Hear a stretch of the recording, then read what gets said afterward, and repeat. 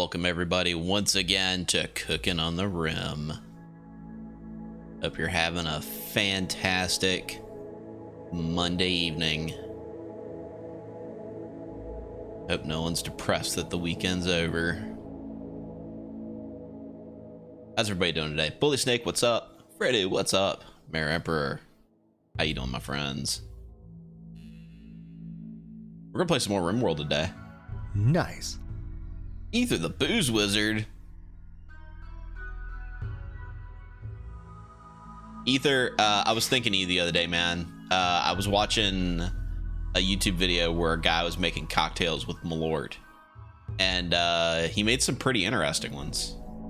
The one that struck me the most was he made a cocktail. He made a Negroni, and he replaced the Campari with Malort. And he said that it was actually really good. And I don't believe him because I have trouble believing that that is possible. But it's interesting. It's an interesting thought experiment for sure. That is a very large winky face of Mr. Rimworld.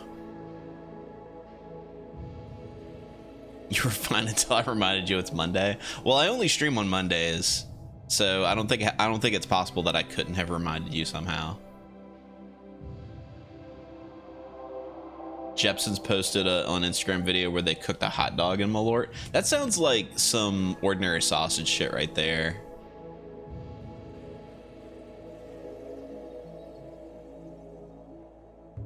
Either how to drink. Okay, so you've seen that one. I imagine you being a cocktail fan and an aficionado that you probably have watched How to Drink once or twice.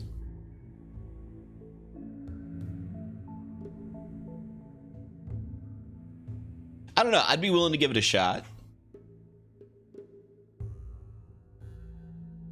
Oh, the second cocktail? What was that? It was like spiced rum and something else. Yeah, he used like Kraken rum. I forget what else was in it. Was in it.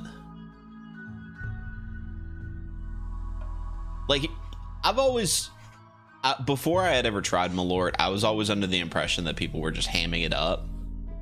And then one of my asshole friends brought a bottle of it to our local club, and I tried a finger of it, and it doesn't taste like you should be consuming it. It legitimately tastes like something that is quite poisonous. It tastes like something that you would use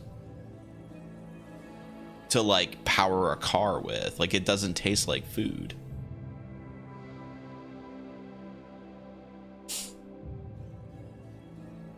But yeah, I follow How to Drink. I don't watch all of his videos anymore. I used to watch it a lot more. I know he's a bit of a gamer.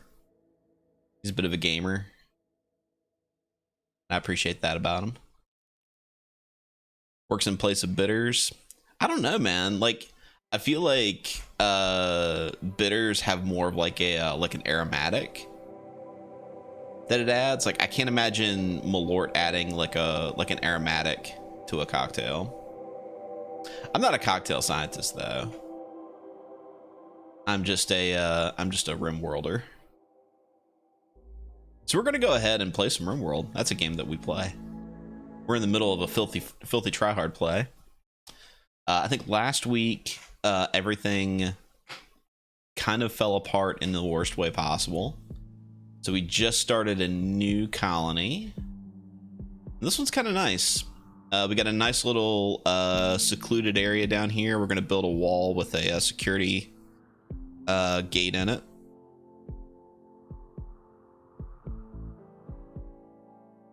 What do we currently have?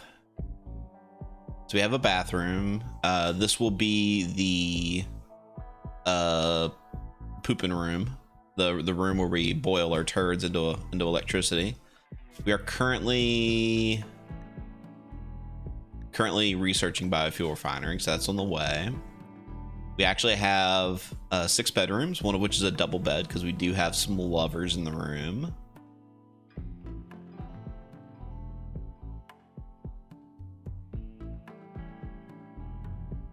This is kind of triggering me a little bit. I'm not happy with the layout of this. I feel like I could push this down a little bit. And then the door would be going like up here. I don't know, that just bugs me. Ether, do you need to goob back into the wheel? That's a good question. Let's see what the wheel looks like these days. We have a lot of names on the wheel. Oh, naming game is off. I can fix that.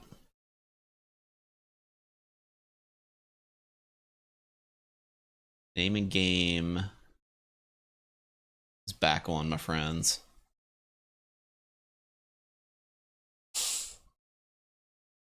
Yeah, let's take a look at the wheel here. Got too many tabs open. There we go. Is Ether on the list?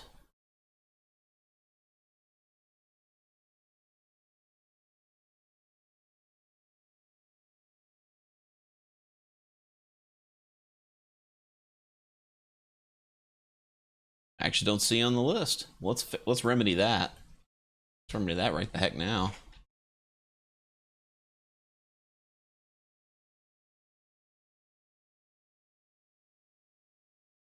Ether Booze Wizard is on the list. Fredo, I want to say Fredo should be on the list. Unless you're in the game and I missed it.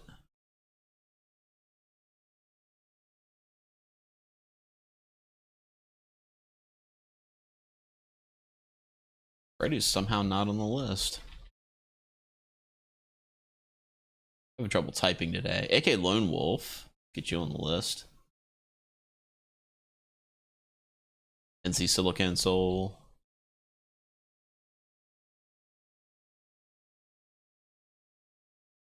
Fredo. Oh, you were in the last colony, the one that definitely didn't fall apart for mysterious reasons. All right, let's go ahead and put the wheel back.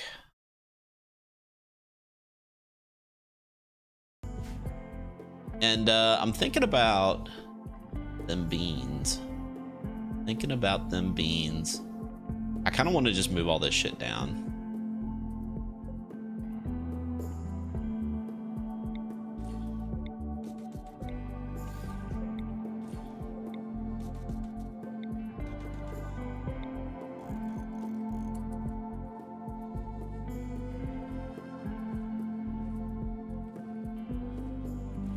Maybe I'll just make this room a lot bigger.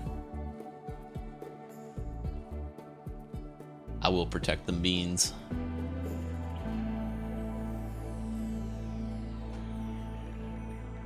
Good, crank up the speed here.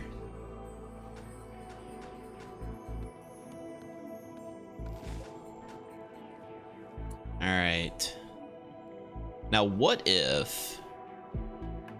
I guess I could keep this like a little bit like a bigger room, or I could just move everything down a couple squares, right?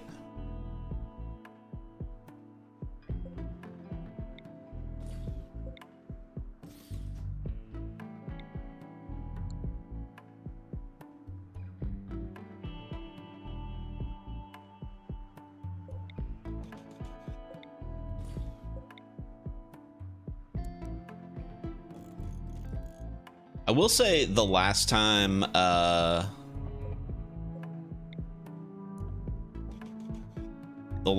tried to do anything with moving the rim fridge mod, it actually broke the rim fridge mod. Hopefully that is not the case.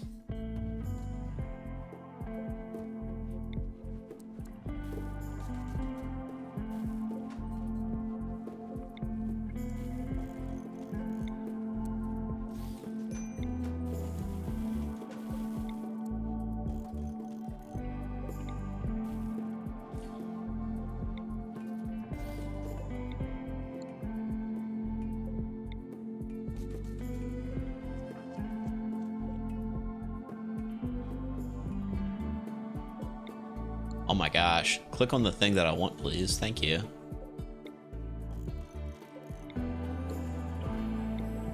There we go.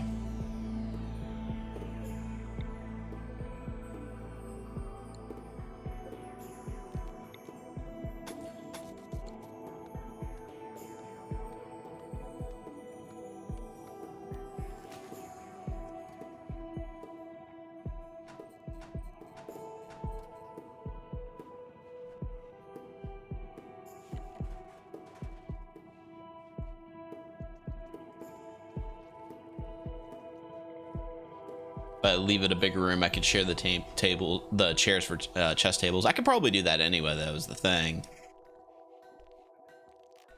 Like you could put a like a chess table here and then put another chair here. Which, you know, let's go ahead and do that.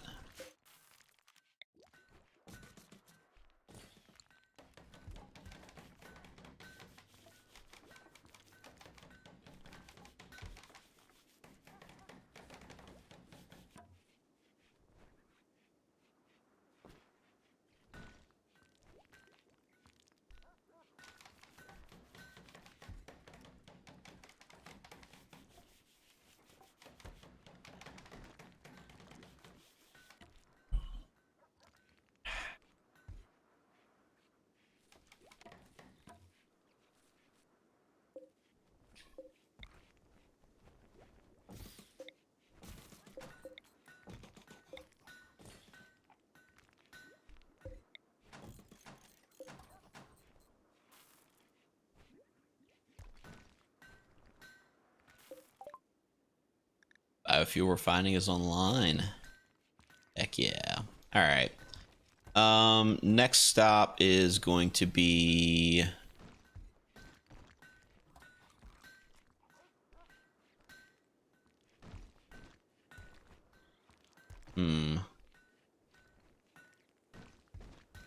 let's just go for geothermal.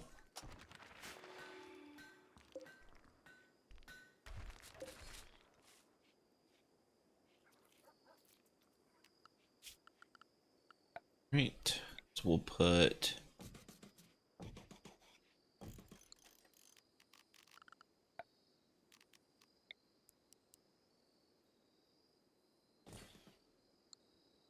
something like that.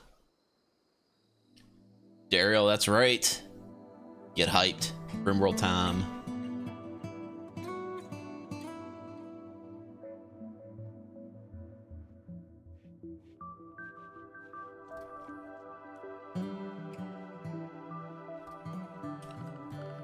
And we are going to need to build power conduits.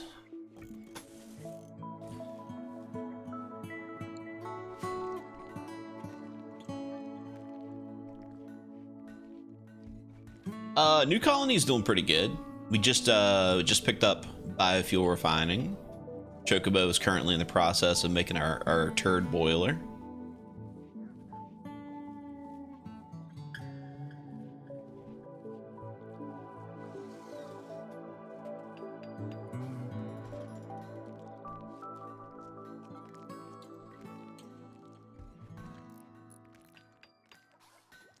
You know, it's up to code.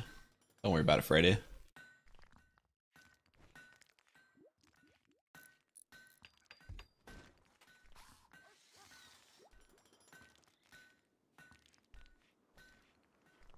Right.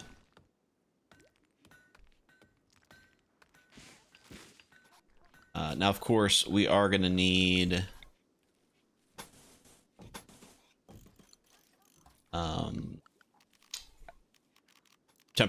temperature control in here.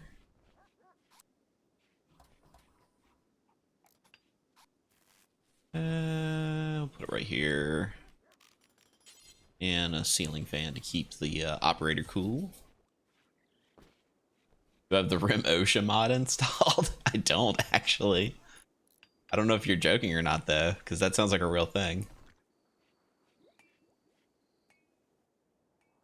All right, we are at the point where we should probably start mining some steel.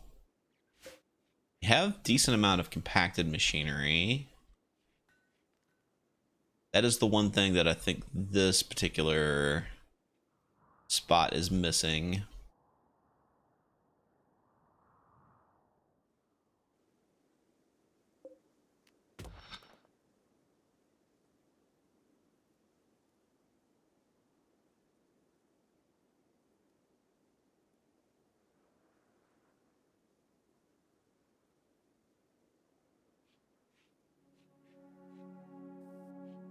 And you know what I could do is I could move this over one so I actually have a hallway to build in here. Of course, we're going to start replacing a lot of this with stone here in just a little bit, so maybe we'll hold off on doing all that stuff.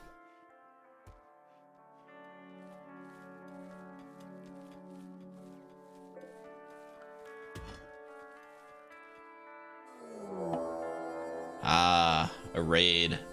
Group of tribes people from the people of Marir arrived nearby. This person's name is Monkey. They're a healer. They are a pretty good colonist. Super means surprisingly good. Good with plants. Good with doctoring. Yeah, we'd like to capture this person if we can.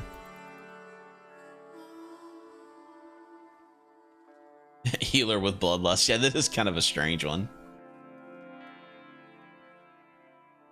Like, you gotta imagine they probably, like, they developed their medical skills because they would beat somebody up and they'd be like, oh, I'm sorry, I didn't mean to do all that.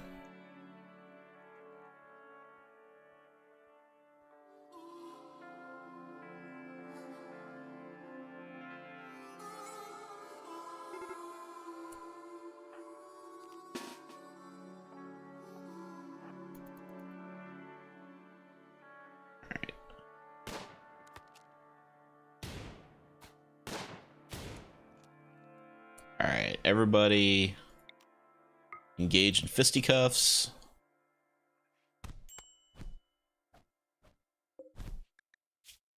They have died. That is unfortunate.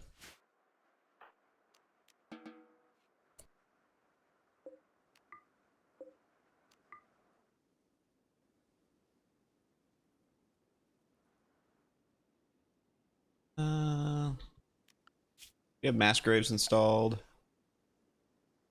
We do have mass graves installed.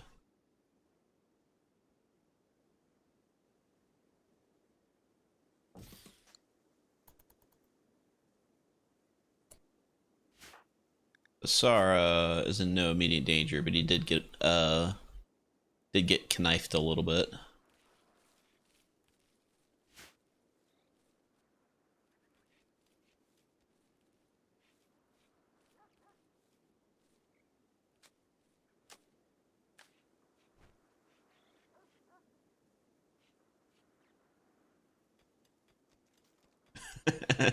Yeah, Daryl, it's probably a little bit of that too.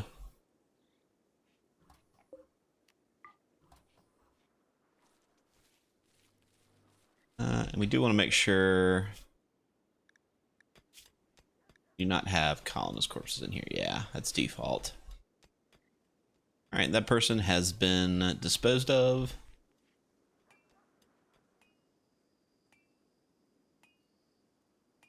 All right, so we need to start a bill here. Make chem fuel from fecal sludge. Do forever. And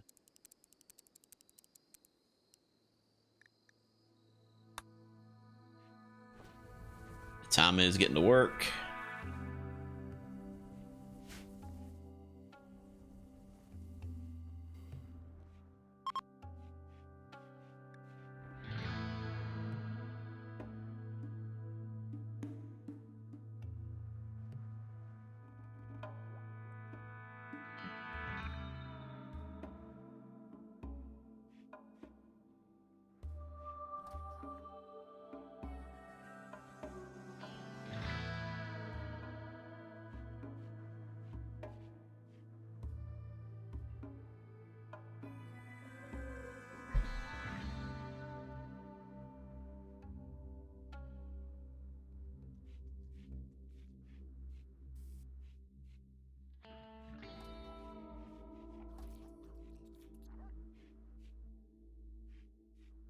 AK Lone Wolf is on Team Tanks, apparently, which I appreciate.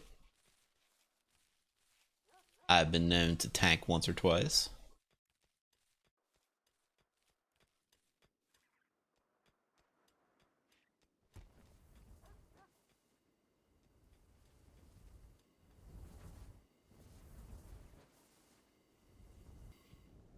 All right, turrets are sufficiently boiled.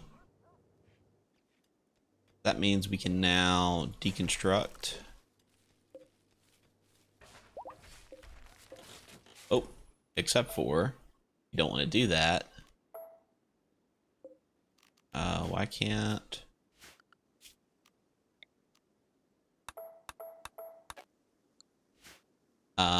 Except for you want to make sure you remove the roof there first.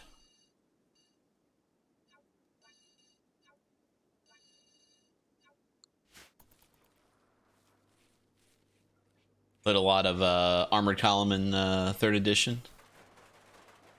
Yeah, Imperial Guard was probably one of my favorite armies, especially in my early days of Warhammer 40k. I probably had a number of Guard armies at different times before they changed the name, of course.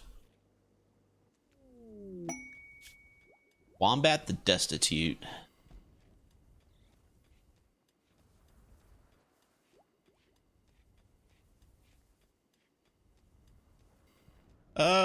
Yeah, this person's definitely not an evil spy.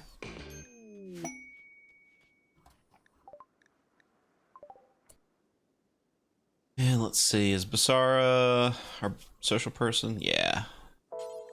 Trade with this guy. They got a bunch of medicine.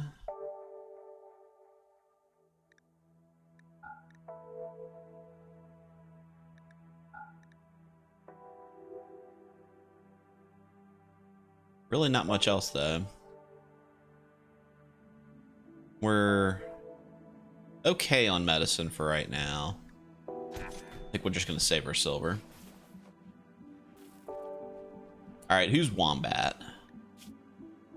Wombat is he's a geologist, so he likes mining. Got a couple of decent skills, good combat skills, animals and crafting, a little bit of intellectual. This is a solid colonist. Wombat is a solid colonist. She likes the ladies, and she likes to jog. Those are her 2 hobbies.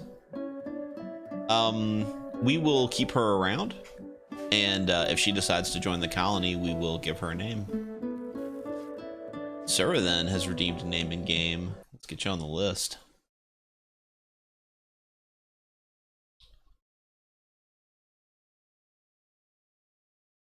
Sarah then was the nobility in our last colony, which I don't know if you saw how that one ended, my man, but it didn't go well. Didn't go well, fortunately. Ramshackle is excited for the upcoming update to Warhammer 40k. That's cool.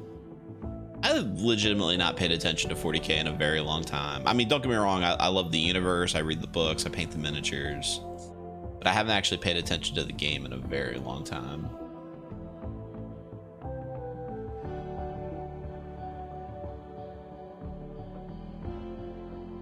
Sir Shaggio has redeemed name in game. What's up, man? Everything froze on me.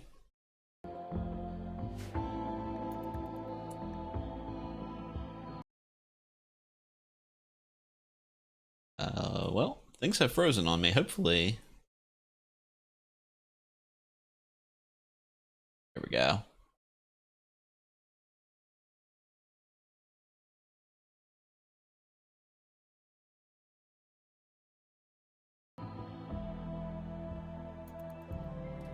There we go. Game is working just fine now. Okay, roof has been removed. That means we can now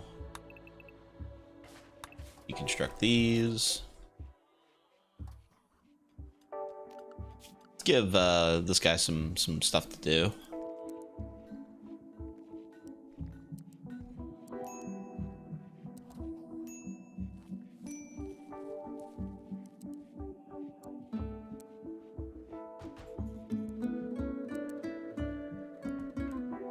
There we go. Stuff to do. And let's put you on a sleep schedule.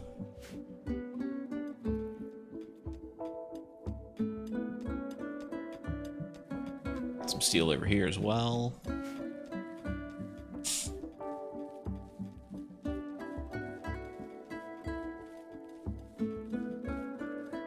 Your sister-in-law rather, asked if you had some Space Marines because your nephew wants to get into 40K. What's the conflict? The conflict is that you don't want him to spend all of his life savings on Warhammer 40K models? Because that's reasonable. That's pretty reasonable.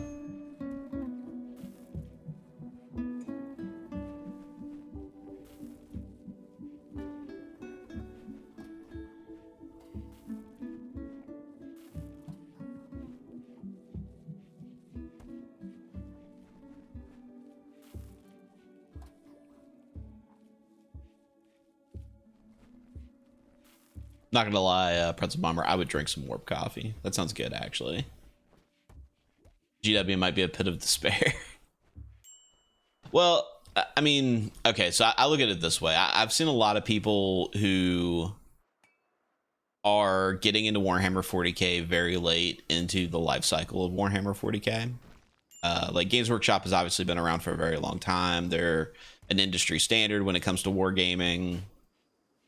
So it's really easy for a guy like me, probably for somebody like you who's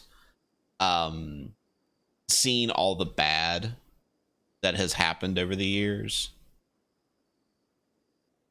And it's real easy for guys like us to kind of shit on the magic that somebody has from when they see 40K for the first time. So I think that, you know, like maybe, I don't know, letting people kind of develop their own opinion of Warhammer 40K, even though you can almost certainly guarantee that their opinion is eventually going to be Games Workshop is an awful company that is stealing all of my money.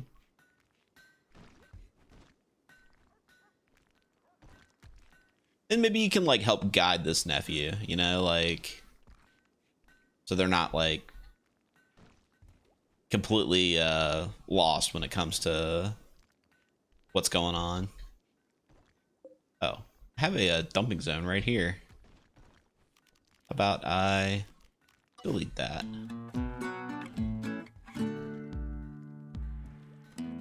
What's up, Castus? Yeah. I think you're on the you and I are probably on the right page there, or same page there, Fredo.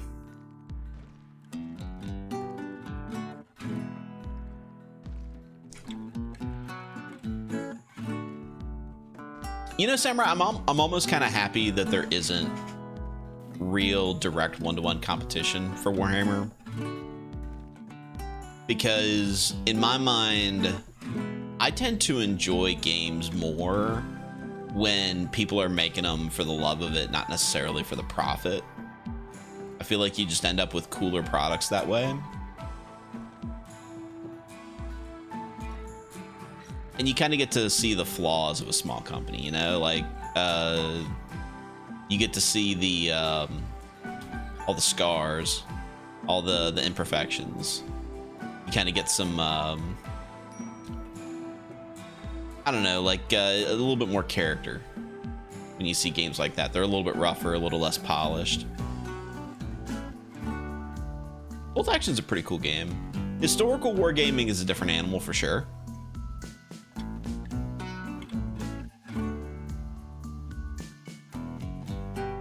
Battletech is in fact a miniatures game. It is a fantastic one at that.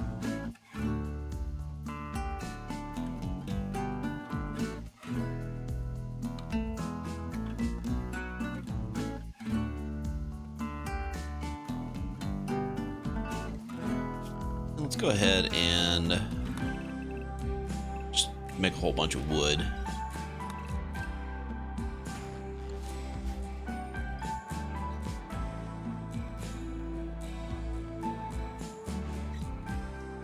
Been playing one-page rules. I've never played one-page rules.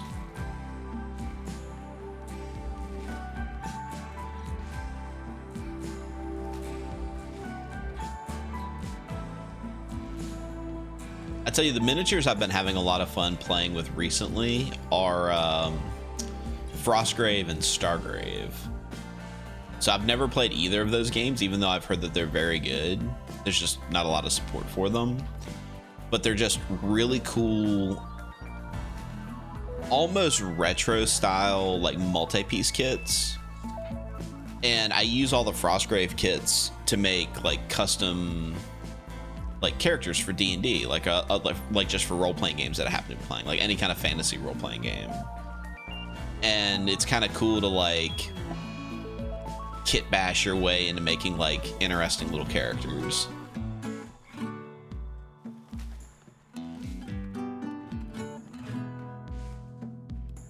Enjoy the 30K games. I'm a fan of the Horus Heresy stuff for sure. It gives me good memories. It feels more like a historical game than it does like a Hero Hammer style game. That being said, it is the game that has Primarchs in it.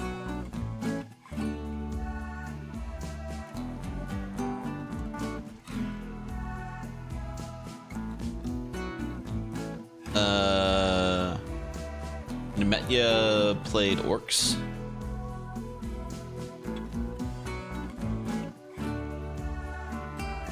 Is it the Gazo Threka, like the old one where he has like the horn helmet? He's got like the big giant grin and the overcoat, or is it the metal one that's like where he's in the mega armor?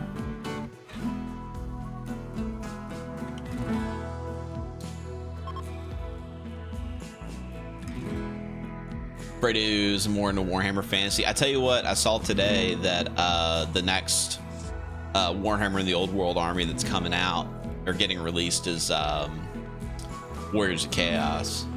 And I actually have a very old Warriors of Chaos army that's been sitting in boxes for a very long time, basically since they killed the setting the first time. And I don't have anybody to play that game with, but I'm very happy that I have a reason to pull those miniatures out.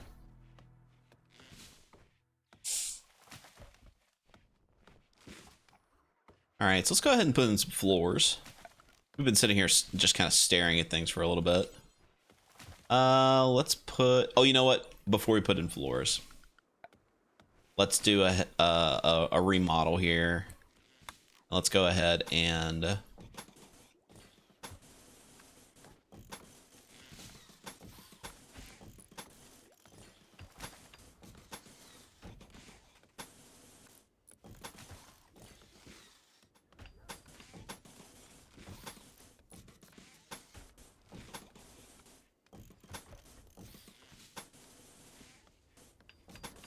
go ahead and remodel everything.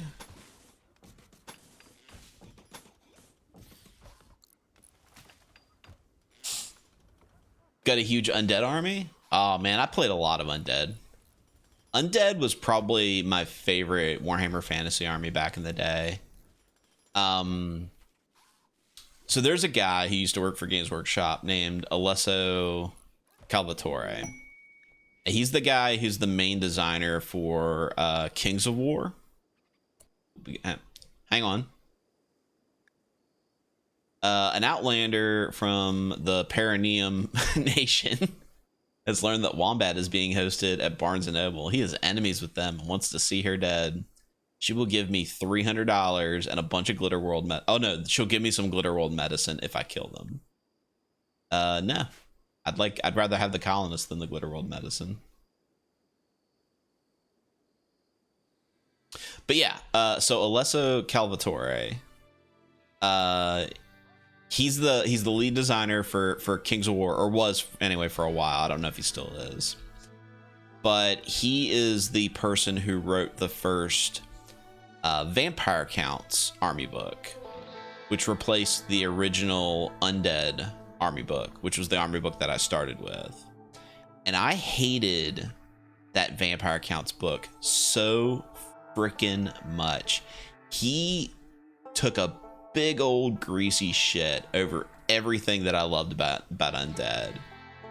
Like, don't get me wrong, like I like having a vampire in the army, but I liked having all kinds of cool shit in my undead army.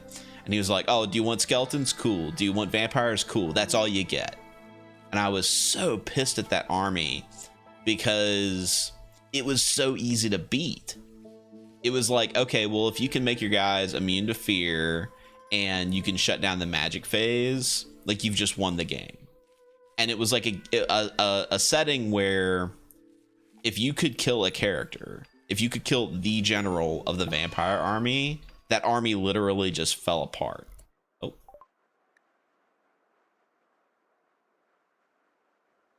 Oh, is this person an alcoholic? What's going on here?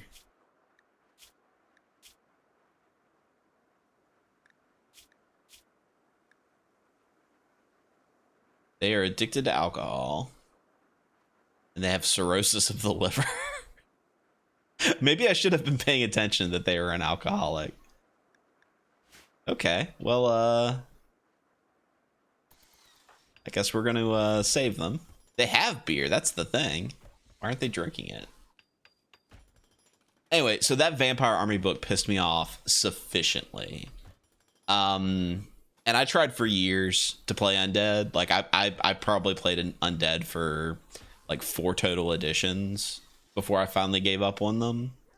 Because like, yeah, it was so easy to beat that army. Like if you killed the general and shut down the magic phase and then didn't worry about psychology, you just undead could not beat you. Undead just sucked. And because of that, no matter how good Kings of War looks, no matter how well written it probably is, no matter how well regarded it is, I refuse to play it because that dude pissed me off that much. That is my level of spite. Yeah, maybe they showed up here because they were like, is this a like what you call it with those places where you sober up, the like the rich people sober up? What do they call those? Like a clinic? They thought that this was a clinic. Well, they're definitely gonna sober up because they're catatonic. They're not getting beer now. They're gonna recover in 21 days. Rehab is the word I was looking for. That's right.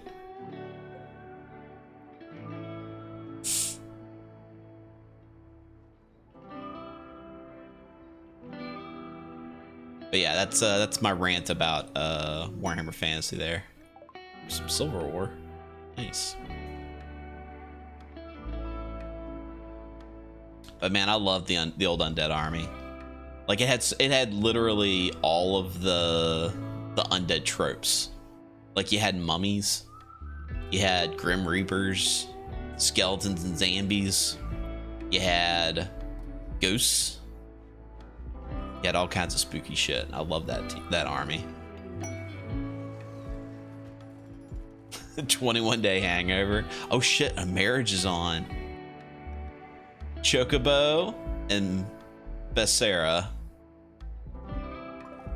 sitting in a tree. All right, well, I guess we should probably have a wedding spot, huh? Marriage spot. We'll have it right here in the garden. The OG Undead is what you played? Hell yeah. And I tell you what I really don't like is Tomb Kings of Camry. That was an army that I never enjoyed. Like that army came out when the movie The Mummy came out. And don't get me wrong, The Mummy was a great movie. Probably one of my favorites. But that army just did not do it for me.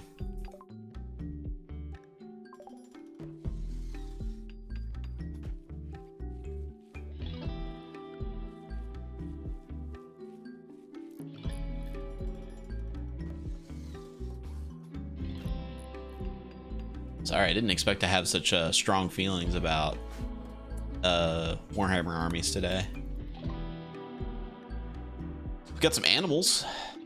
We got a pair of male goats. That doesn't really help us. A couple of camels. Mating pair of camels. Lots of meats. We could probably sell them a whole bunch of rice.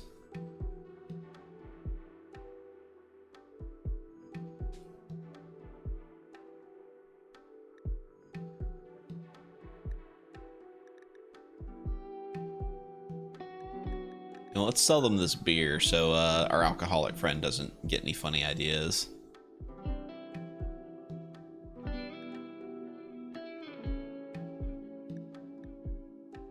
So let's sell them.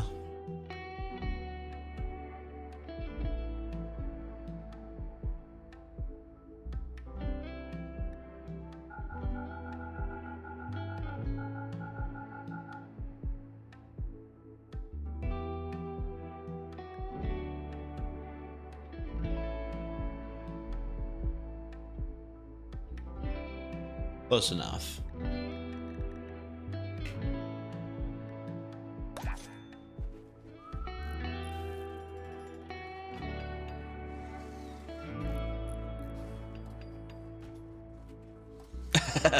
The original Big Head Nagash.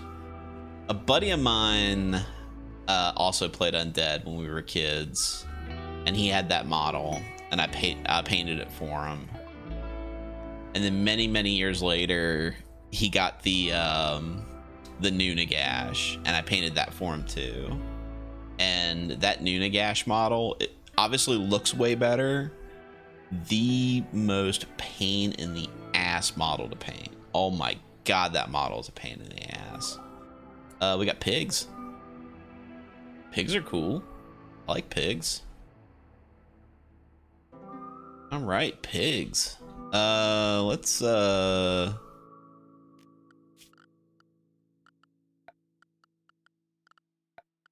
ahead and build some fences.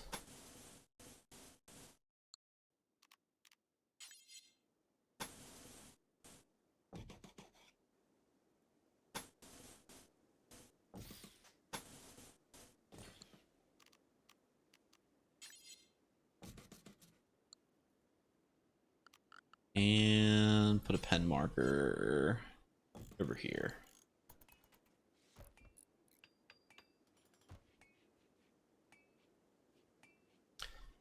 Yeah, the Age of Sigmar Nagash with all like the little ghosty things that like come off of his cape. Oh my god, they're so flimsy and they're in the way of everything. That model was such a pain in the ass to paint. Not the most pain in the ass to paint model I've ever had to work on though. For that particular friend, because I do a lot of work for that particular friend.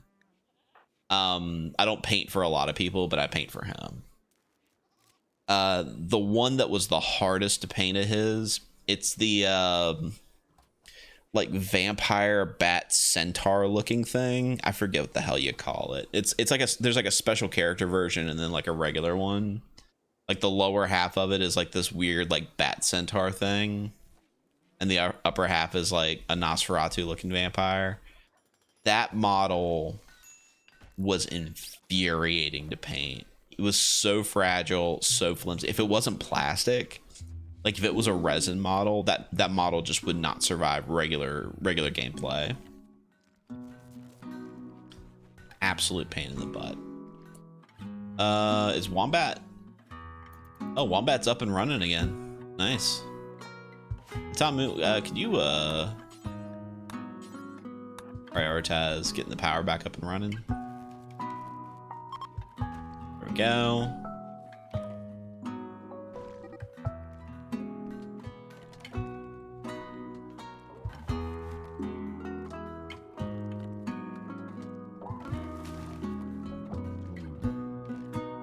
Okay, where are our piggy boys? Oh, there's a raid.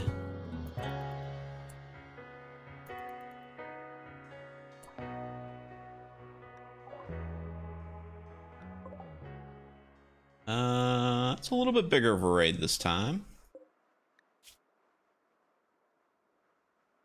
Got a Muffalo Shaman. Neither of these are particularly good colonists.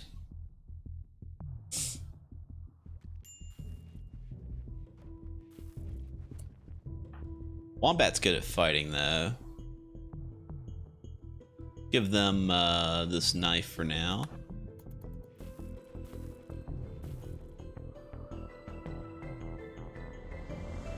Oh no, Piggy! Watch out, there's raiders.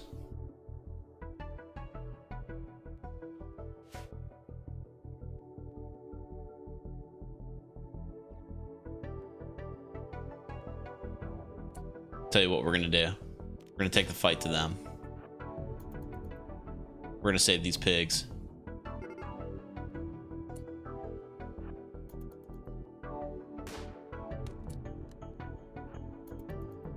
Kite them! Kite them!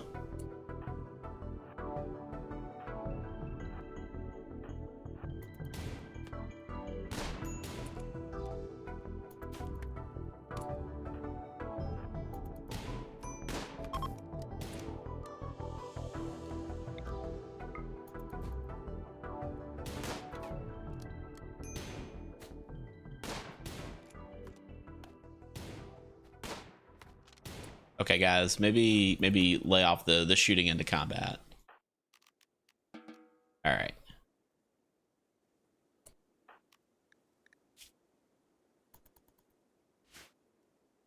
All right, where are... Okay, one of the pigs has already run away.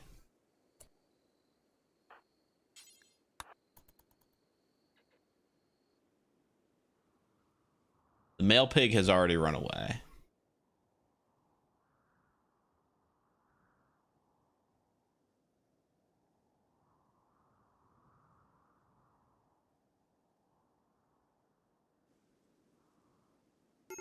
However, we do still have a sow.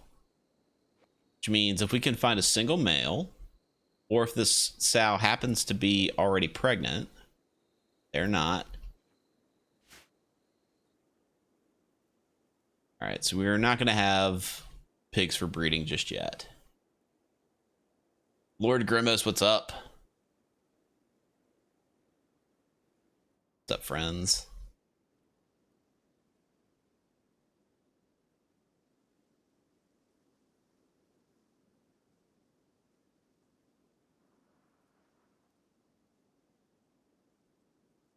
All right, we have piggos.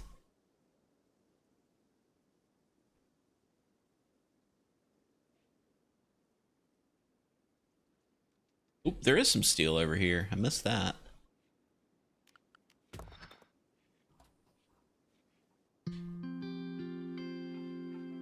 All right, so now is probably where we're gonna go ahead and start building our trap hallway. And I guess we're probably still gonna be making this out of marble.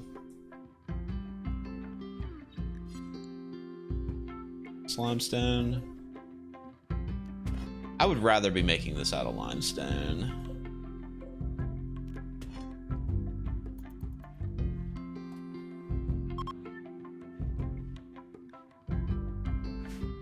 Lots of space chunks.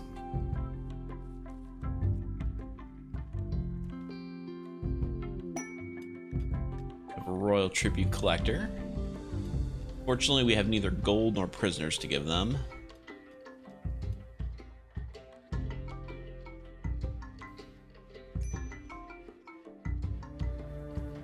This pig is very sleepy. Got a case of the sleepy babies. Fortunately, it's incurable.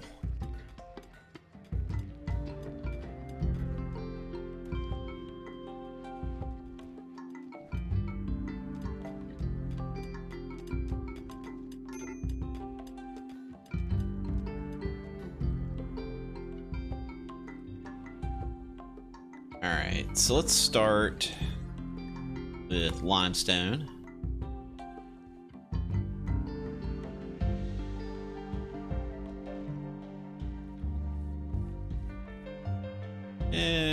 Here-ish.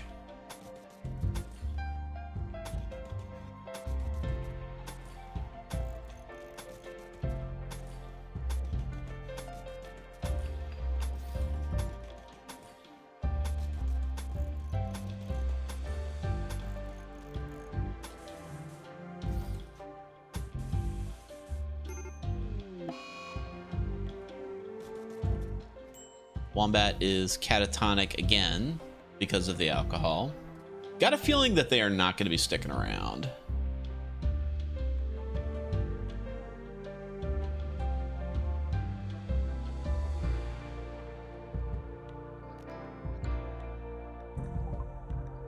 They're recreation starved.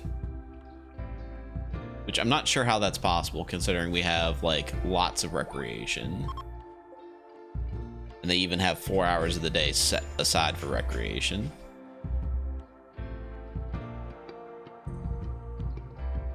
One of the fun things about having pigs in your colony is you can store corpses in the pig pen, and the pigs will eat the corpses for you.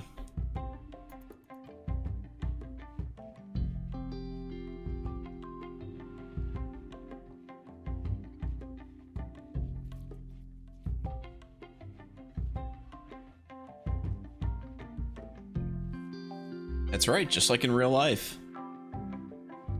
Rename Wombat to Mr. Lee.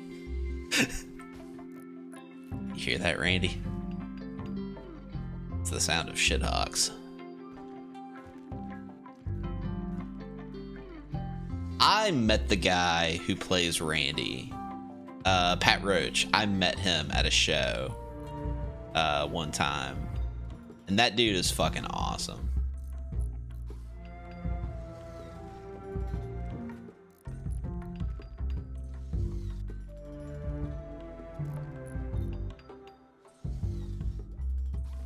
Did I not give Wombat a schedule? No, I gave him a schedule. It's got a schedule.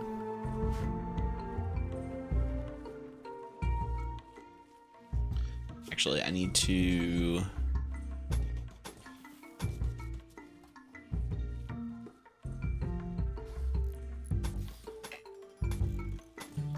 Go.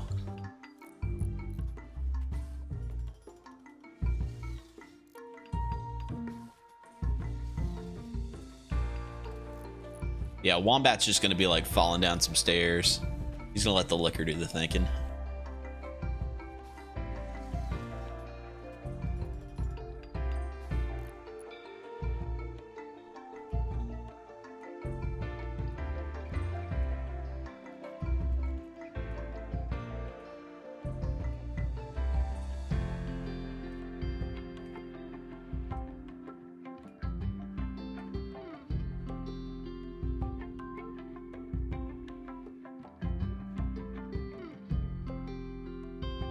Is there a drink category in the work schedule? There is, actually. You can assign drug policies.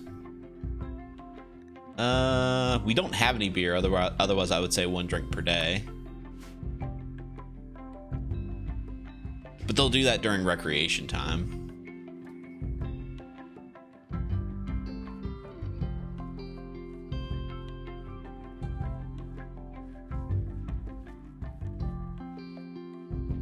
The other thing I didn't notice about this map is there's a lot of loose rocks everywhere, which is nice.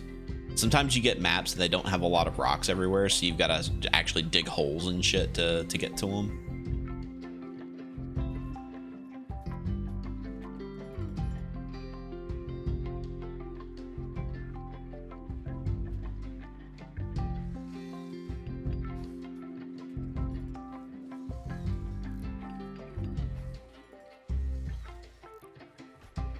Dude, I'm pretty sure that's not a doctor. That might be Dr. Roxo, the rock and roll clown.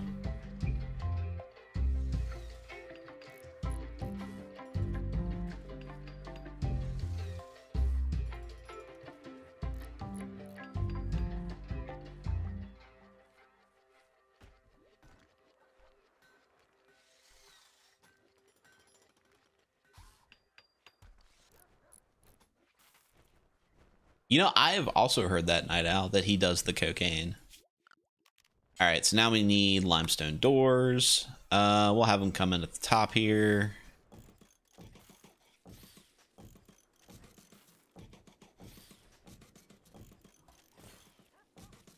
Something like that. They had a lab coat. Did they also have a clipboard?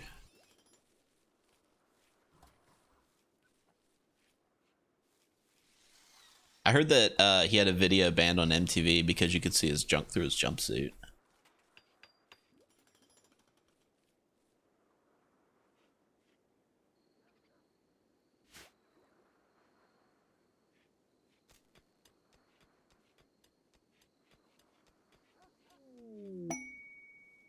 I was watching the Olympics with my wife over the weekend.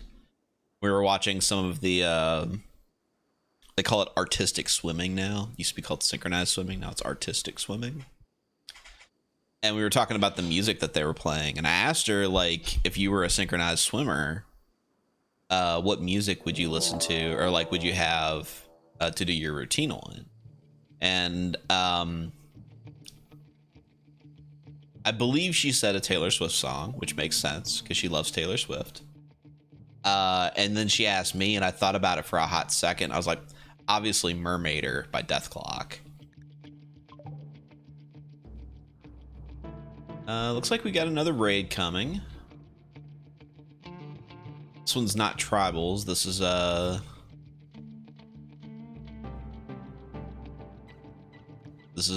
Jerks from the Jerk faction. This guy's not bad. This guy's really good. Oh, he's incapable of dumb labor. I take that back. He's awful.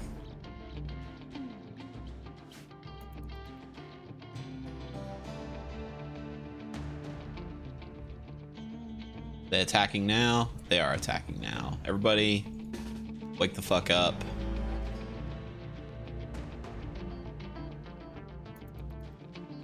Actually, no, they can just walk through it.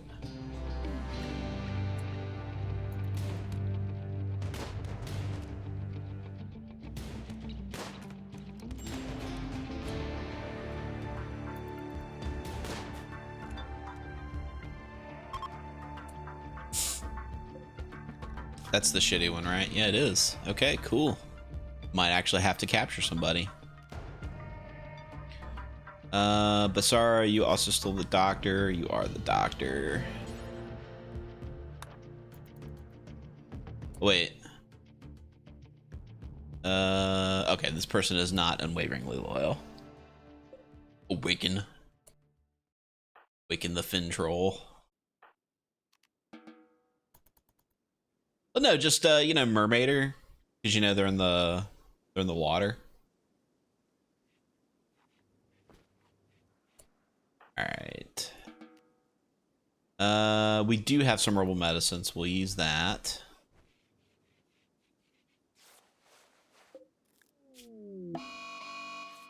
Mad guinea pig on top of it.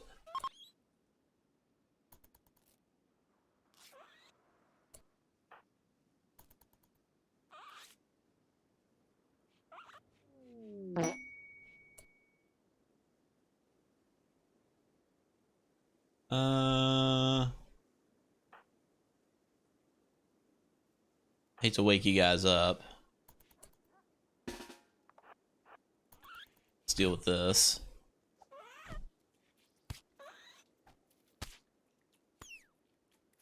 All right, dealt with.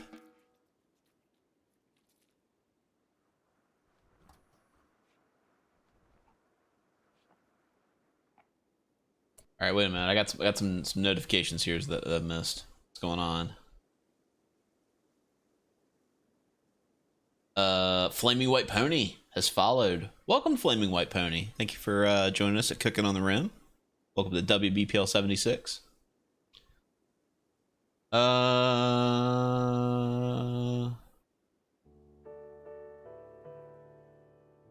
Bully Bravo likes Brennan Smalls. I agree. We are in agreement.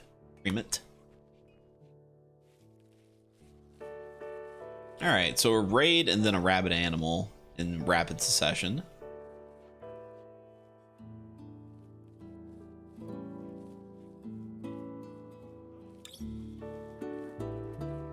Tomo, what are you currently working on?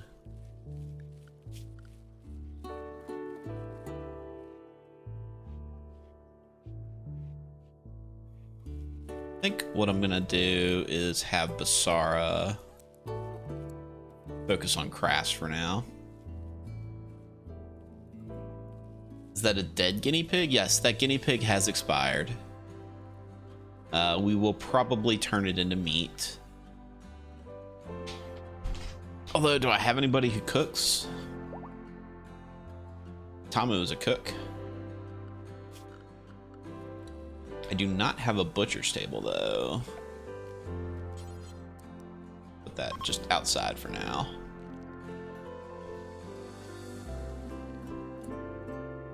Oh, Fredo has redeemed pet. Well, unfortunately, neither of my cats are allowed in the office. They're both outside at the moment. I will say this. I did eat a big old pile of scrambled eggs for dinner today. And they both did get a bite of scrambled eggs. And then they both got some pets. So I may have petted them in anticipation of somebody redeeming that today. But I want to assure you that both of them will get additional pets thanks to chat. Much appreciated.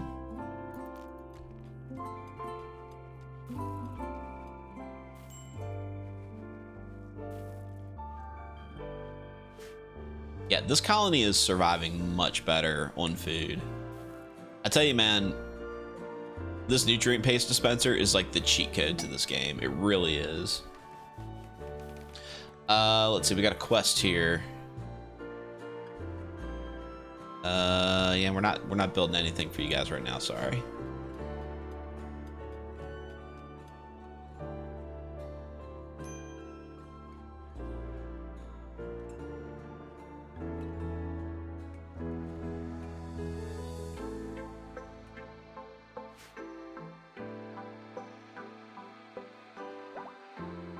And we should probably create like a little stockpile zone here of just animal corpses. And we'll create a bill, butcher creature, do forever. And there we go. Perfect. All right, so this guy's a prisoner. We need to recruit him.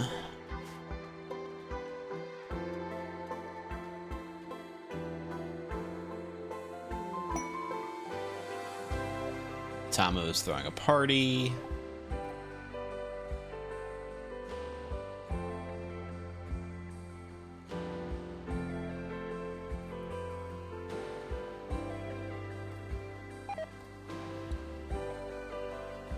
Party has been called off. Well, that's unfortunate.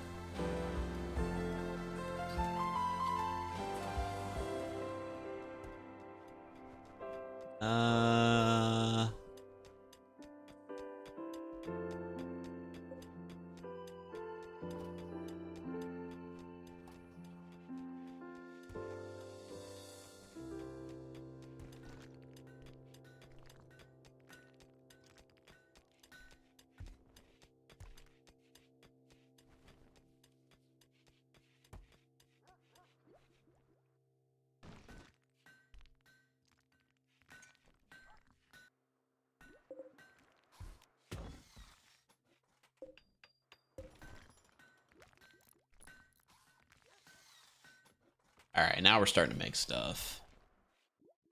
We also need to put some lights in these rooms. Maybe some fans. We'll do that after we get security system set up. Normally when I do a security system like this, we have a smaller gap into the base.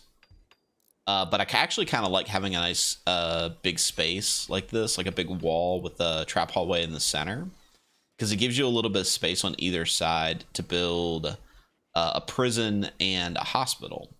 Normally when you're needing to do medical stuff, it's when there's a raid, and that's where the battles are typically happening, is right here. So it's nice having your hospital and your prison nearby.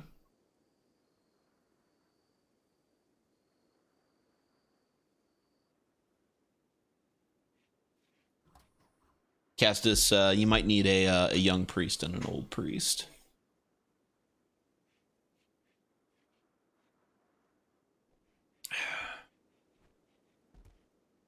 I was having a good conversation the other day about horror movies. And speaking of Old Priest and Young Priest. And we were talking about movies, we were talking about horror movies, and we were talking about like what was the why is Wombat starving?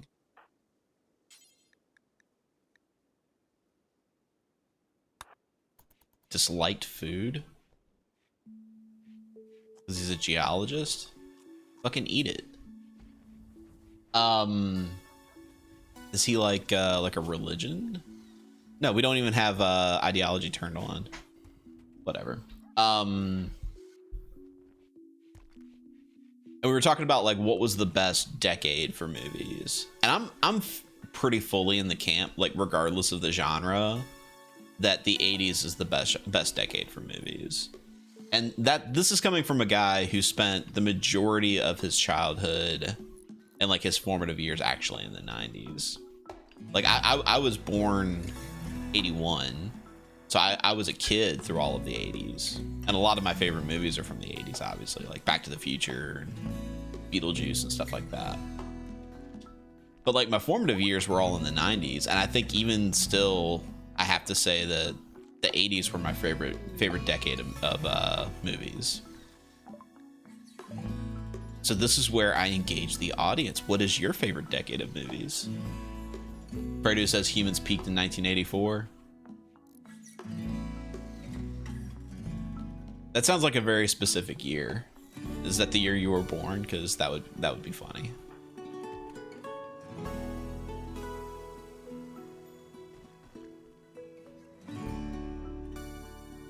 Favorite decade for movies for Durburger is the aughts. That's interesting. Oop, there's research.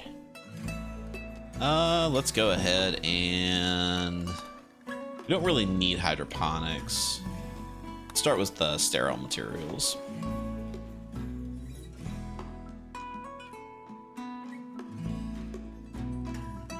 Bully Bravo was born in 82. Late 90s is your favorite era for movies. Okay. I respect it.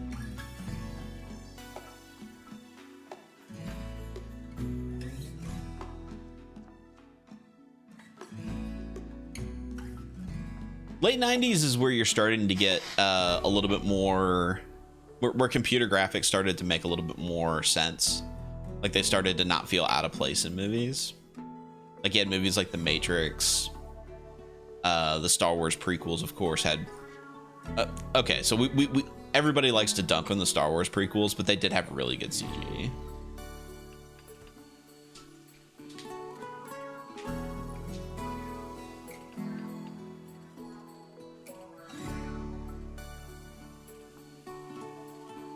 Lawnmower Man, that's a classic. I haven't watched that movie in a very long time.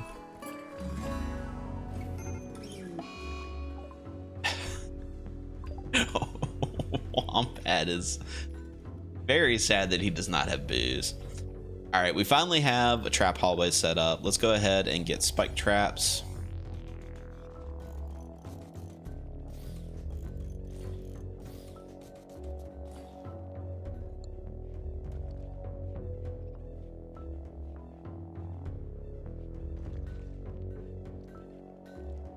Basara was born in 67. Favorite movies were in the mid 80s through the early 90s. Soft spot for 70s disaster flicks. That's an interesting genre for sure. Specifically 70s disaster flicks. Do you have some examples?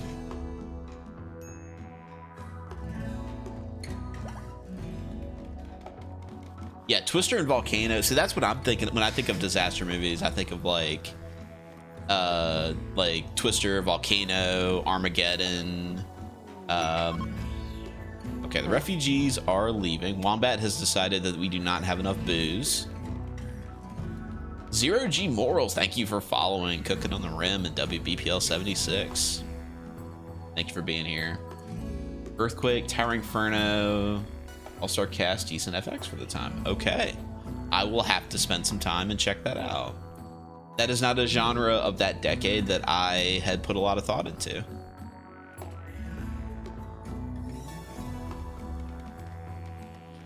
Like, definitely when I think of disaster movies, I think of like late 90s, like early to mid aughts. Airplane. Airplane is a fantastic movie. My favorite gag from Airplane is the fact that whenever you see like a wide shot of the plane noise that they're making is like a wooden biplane. But of course it's not a biplane. It's a jet engine. So it's just making the absolute wrong noise. Poseidon Adventure. Okay.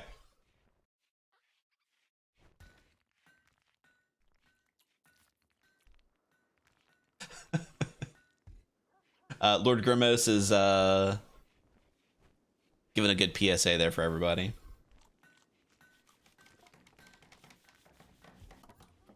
So something I wanted to do today. I mentioned this last week, and I've been talking about it every couple of streams or so. You know, I've been playing a lot of Rimworld for a long time, and not that I'm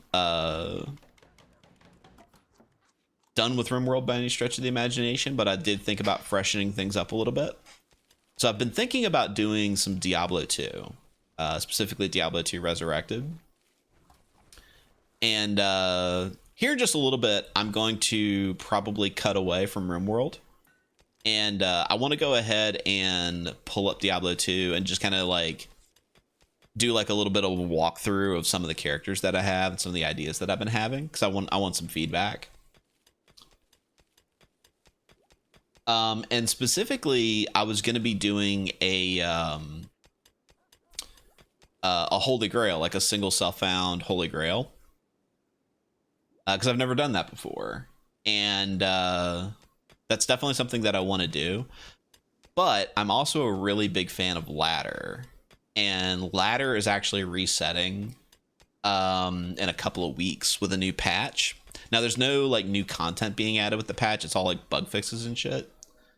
But I might do that too. I don't know. I might do some Rimworld, or sorry, some Diablo 2 ladder as well. So we'll see how it goes. Akelon, have ever done Warhammer 40k Rimworld? I've messed around a little bit with the 40k mods.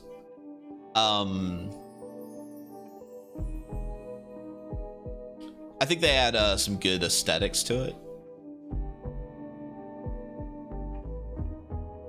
Hey, it's Will. What's up, Will? Yeah, man. I've been playing Diablo 2 Resurrected pretty much since it came out. And I played a lot of Diablo 2 when it first came out, like for years. And I was off the wagon for a really long time, and then D2R came out. I figured I would just like pick it up, you know, like have something to play, maybe have some friends, you know, in the Legion that want to play with me. I did not expect to completely fall off the wagon like I did. I've played a lot of Diablo 2 in the past couple of years. Let's see. This person is a high Stellarch from the Broken Empire. Their friend is wounded while traveling. Yeah, how far away are they? A little bit far away. They might be fucked. I hate to say it, Mr. Stellarch, but your friend might be fucked. Any horrible disasters today? Actually, so far it's been fairly quiet. Knock on wood. We just got our trap hallway built. We've had a couple of raids. They've been fairly limited. This person right here, let's just rescue them.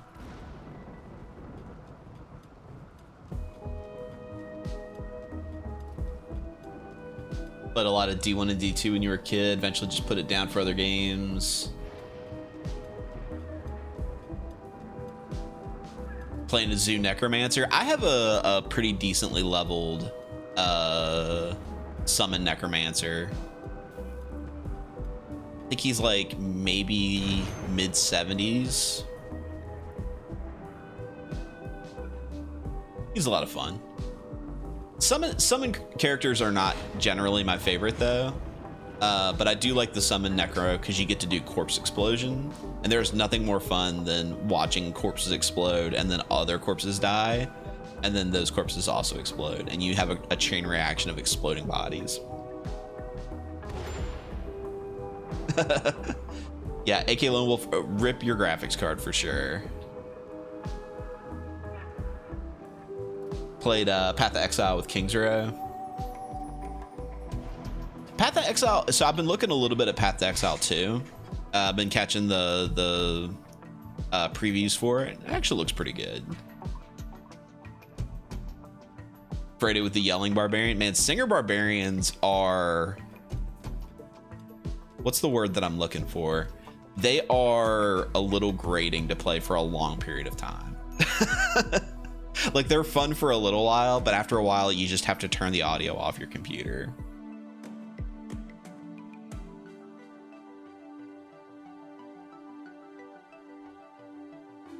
I have a theory crafted Singer Barbarian that I could legitimately build. I have the equipment for it. I have all the gear. I just haven't leveled up a character for it. But I've been theory crafting for a while, and okay, so the one of the secrets about the Barbarian is it has the exact same faster cast rate breakpoints as the Sorceress, which is the lowest faster cast rate you need to get to the highest breakpoint. So if you can get a Barbarian up to 200 faster cast rate, he just screams like a machine gun, and it's fucking hilarious. And you can get a Barbarian up to 200 faster cast rate really fast because he can wield 2 weapons, and wands count as weapons. And there's a wand called the Suicide Branch that gives you plus 50% faster cast rate. So you just give him those 2 wands and then some other pretty generic gear, and the next thing you know, he's screaming like an absolute mad lad. Auctioneer Barbarian. Yeah, he's like the Micro Machines guy.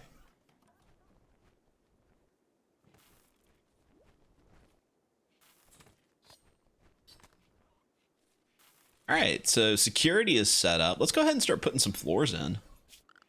Let's go ahead. Let's just do it. Let's just put in some floors. Let's go ahead and do microelectronics. Let's get up there. Floors. We're gonna put some mosaic tile in the kitchen, in the dining room. We'll put some. Let's put some marble tile here. Bedroom's nice and pretty.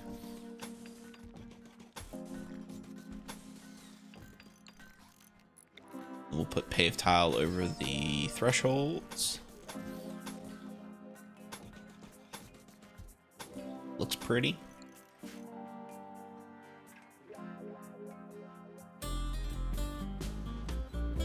It's the Rimworld song. A scout named Zhao has arrived and wants to join the colony. He is willing to contribute. He has a relationship with the colonists. He is Itamu's ex-lover. Oh no. We're gonna have a romantic triangle.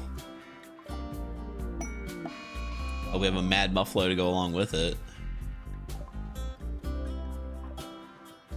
Alright, who's this guy? He's a jogger. He's creepy breathing. He's always in a good mood, and he is bisexual. He's not good at a lot of things, but he is good at research and social, which isn't too bad. He's also not bad at crafting, so we'll probably just have him focusing on crafting for now. We do need to get him into the base quickly, however, because we do have a Mad Muffalo chasing him at breakneck speeds. All right, Muffalo has perished. Well, Zhao, Scout, that's an awful name. We need to give them a real name. For that, we need the Wheel of Names. That's right, it's the most electrifying move in sports entertainment. Who's it gonna be?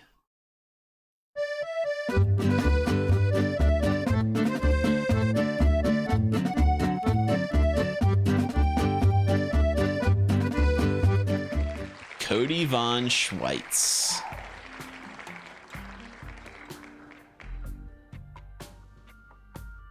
Cody von Schweitz, welcome to the colony. Cody's name cleared. Cody has been on the list for a very long time.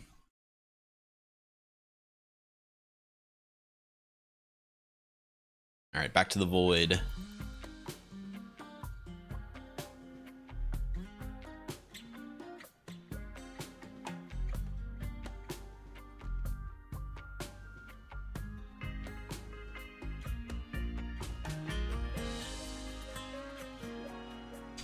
All right.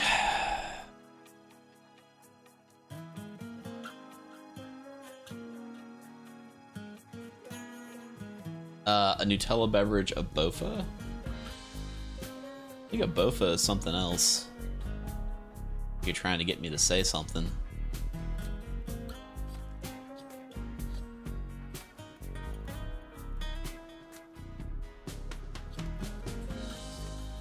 All right, so we got some delicious muffalo steaks. Look at that, 194 muffalo meat, all for the cost of about 100 wood.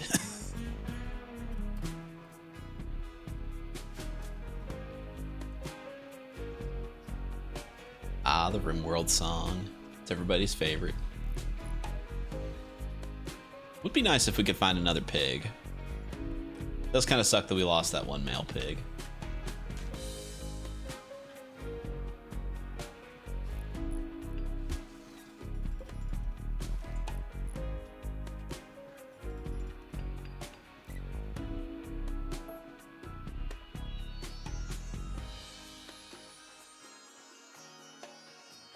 We name the pig Bacon?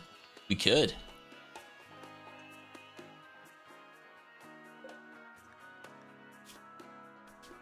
Pig's name is now Bacon. Shaman Merchant.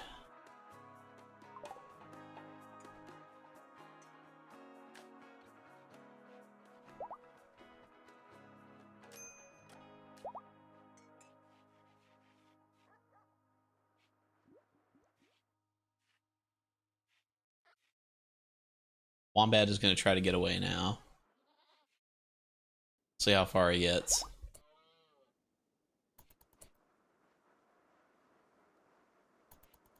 Where's the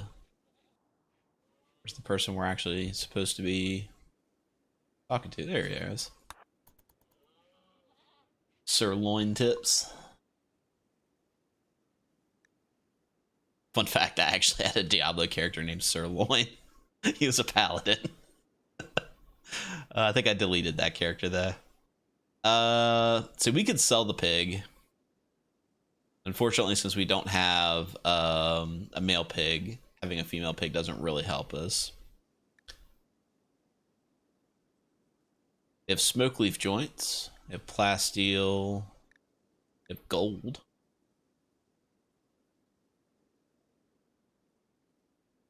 Do I have a favorite theme from D2LOD? Yours is Siege. Probably the like the guitar, like the acoustic guitar that you hear in Tristram. That's probably my favorite song from the game.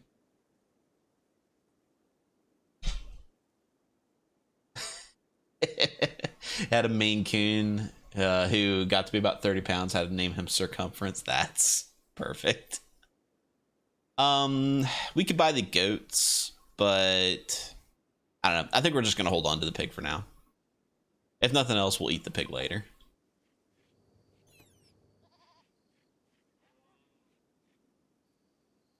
Got another guinea pig to eat.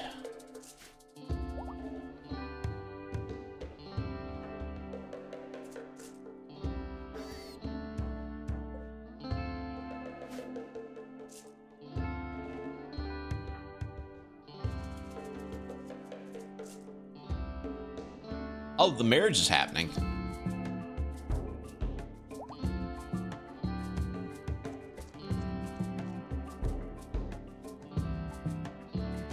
Oh, Itamu. Okay, so Atamu and Cody are former lovers.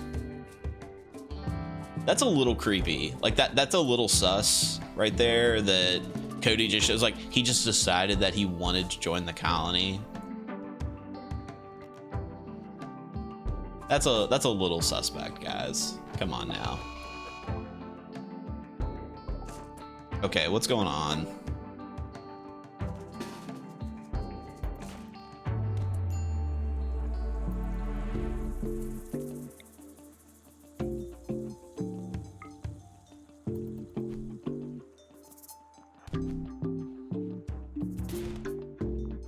Jesus, okay.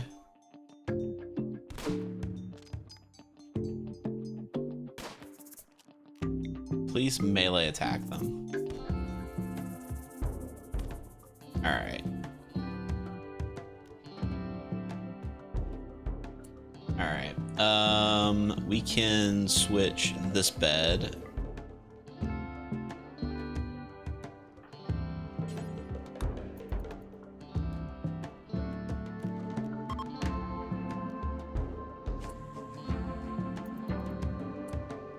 Please capture. Thank you.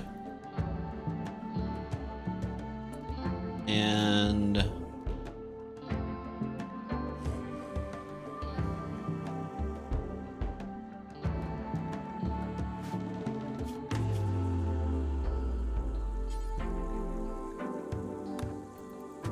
we go. Can we check to see if we have negative or positive?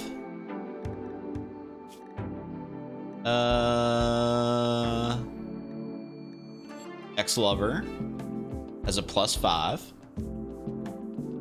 Then Tamu, it's a +9. Ooh, maybe they wanna get back together. We have a gift of medicine.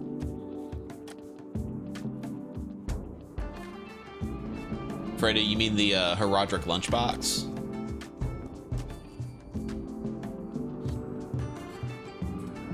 Does Basara have self-tend on? He does not.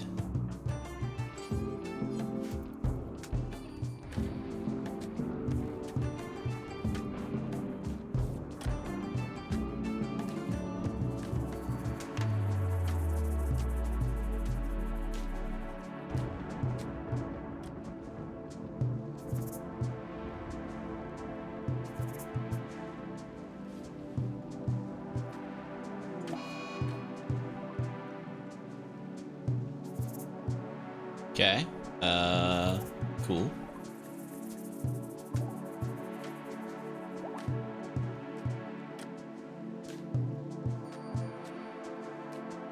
All right. Well, that seems like a pretty solid space for us to take a little break. So what we're gonna do is we're gonna hear a word from our sponsor, and we come back. We're gonna see a little preview of what Diablo 2 might look like. So stick around for that. Be right back.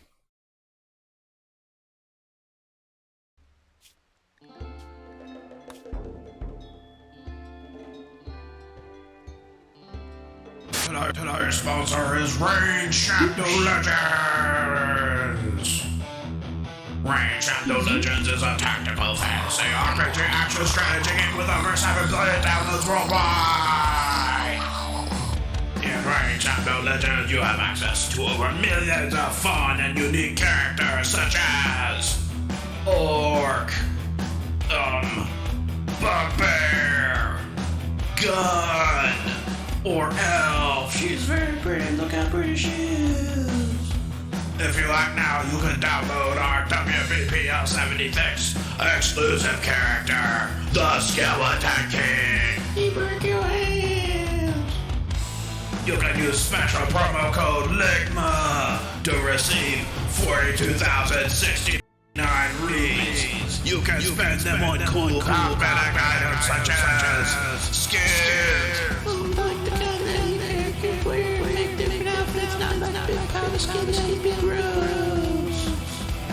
And also flaming sword. Find out what over 7 believe totally real people who have downloaded this game are talking about it. Download the app today. Now back to the stream.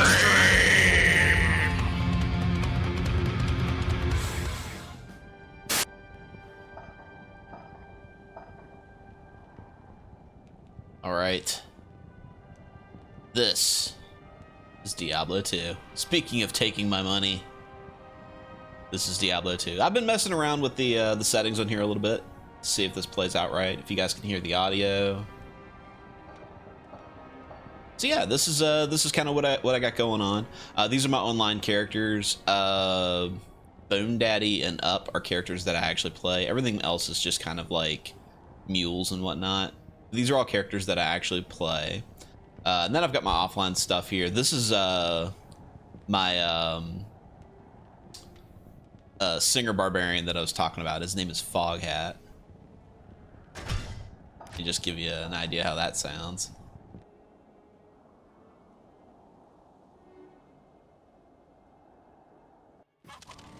This is him.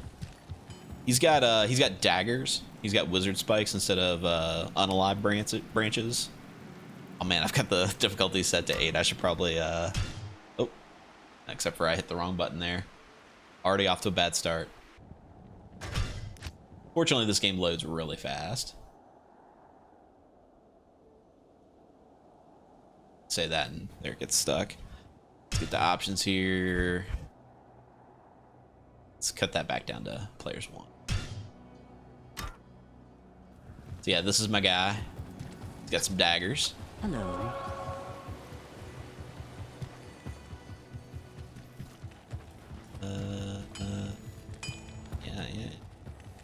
Yeah. Okay, there it is.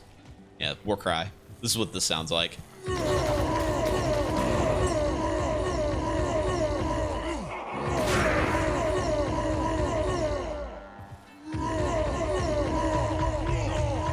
Not enough mana. Anyway, that's him. He's a bit of a maniac.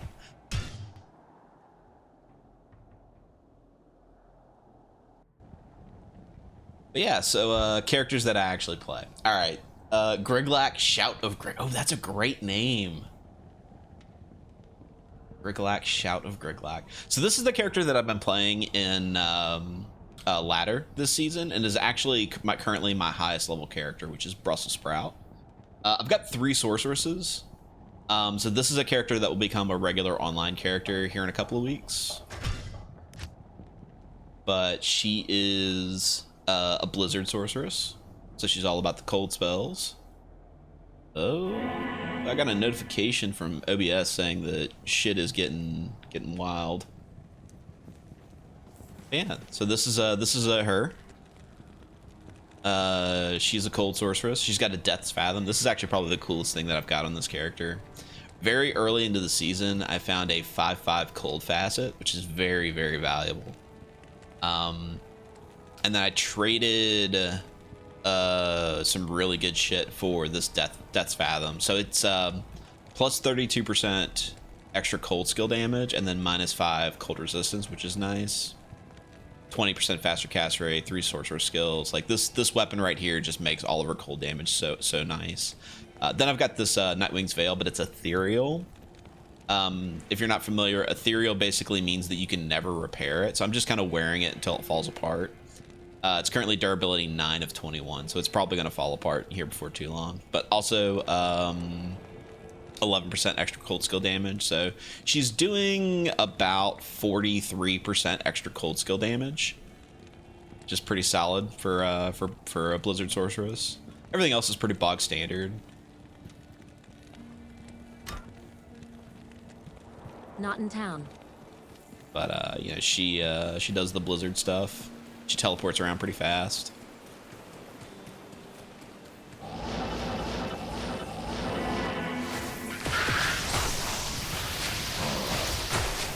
She just makes things go away.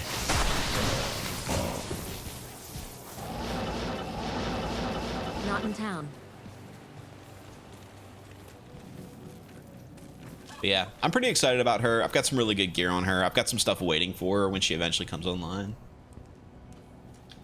She does have a horned helmet. Lots of my characters actually run helmets with horns on them, which is not intentional. It's just because that's the gear that I have on them. My other sorceresses, I have Sandwich and Green Sleeves. Sandwich is the character that I played in the last season, and this is probably the best character that I have. Like, she has probably the best gear.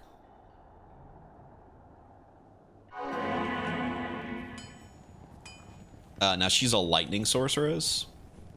She has a Griffin's Eye with a lightning facet in it, but it is the shittiest rolled Griffin's Eye and the shittiest rolled lightning facet I could find for it. They were very cheap. I've got this really cool amulet that gives you magic find and +2 skills. She's got an arachnid's mesh. She's got some sandstorm tracks, but then she's got this thing right here. This is Infinity. This is a really nasty pole arm that you can make with rune words. It's got up to negative 55% enemy lightning resistance. I rolled 54, which is very, very good.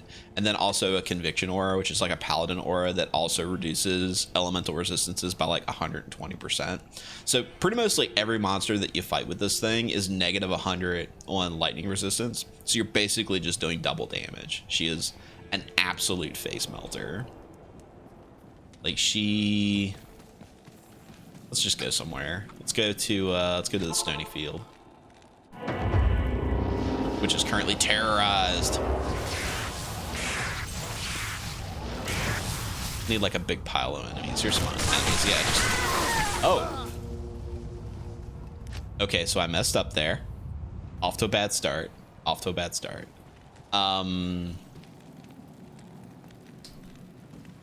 That was embarrassing. The sisterhood welcomes you. Let me show you where I messed up. Let me get my body back.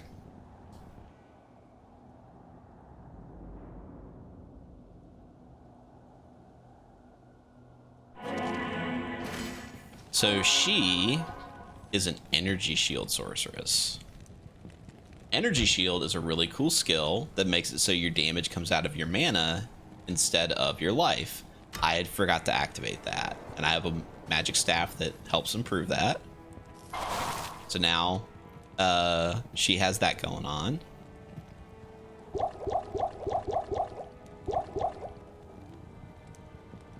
So let's try that again.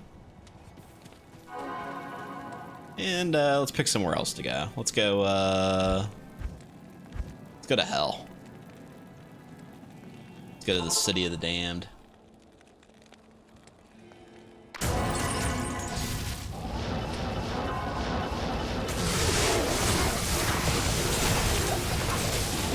Now she doesn't just die when she gets hit. Because you can see, she only has like 360 hit points. Like, she's a level 90 character with no hit points.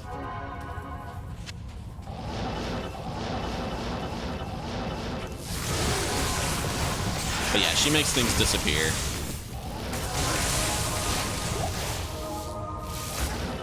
Nice little spired helm. 2 sockets, not worth keeping. Yeah, that's her. Guys, she's real powerful, then she just dies. Yeah, that's the way that the sandwich falls apart. Green Sleeves is the sorceress that I played very early when I got Diablo 2. I played her during a ladder, and she was originally a cold sorceress, and then I converted her to a fire crossbow sorceress. When I decided that I was going to play a cold sorceress for the last ladder. So anyway, this is Green Sleeves. You guys are going to get sick of looking at sorceresses. We're going to switch to some cool characters. Don't worry. How's the playback on this? I keep getting messages saying that playback is not doing so well.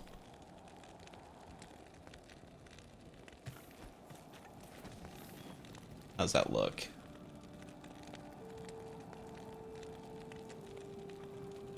Looks fine for you? Okay.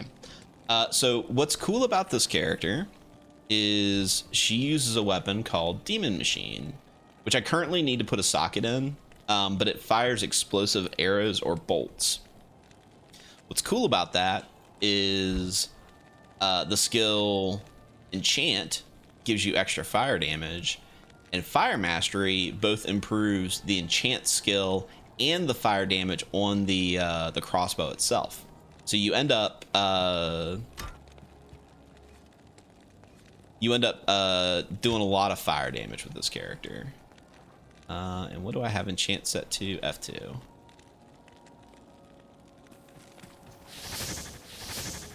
And then she is also a energy shield sorceress. So we'll just go to the Frigid Highlands here. She teleports. She shoots crossbows. They explode.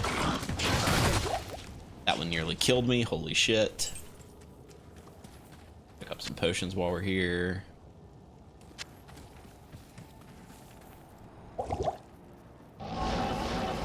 She's not as fast as the other sorceresses because she doesn't have as much faster cast rate. But she's fun.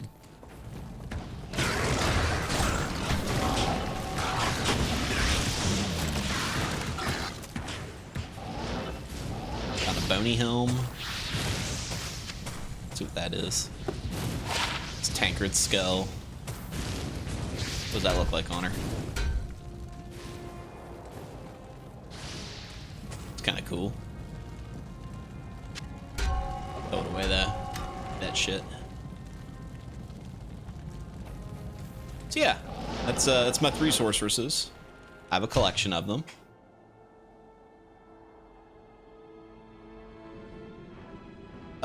Then I have Stealth Optional, who was a character that I made because of Mosaic.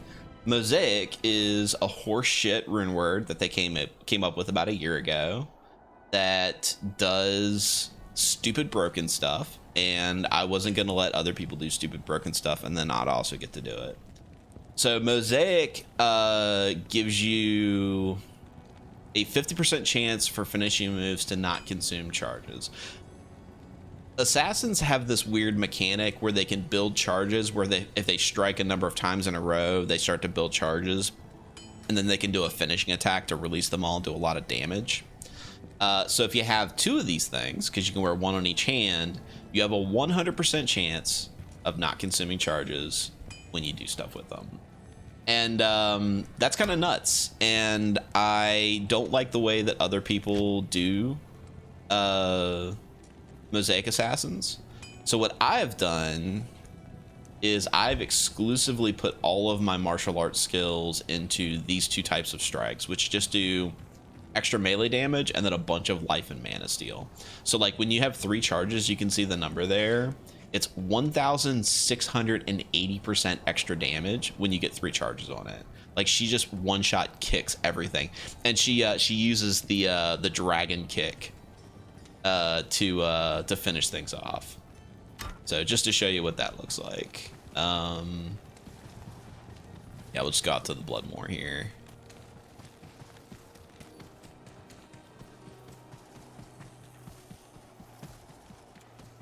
Yeah, I need some. There's some zombies.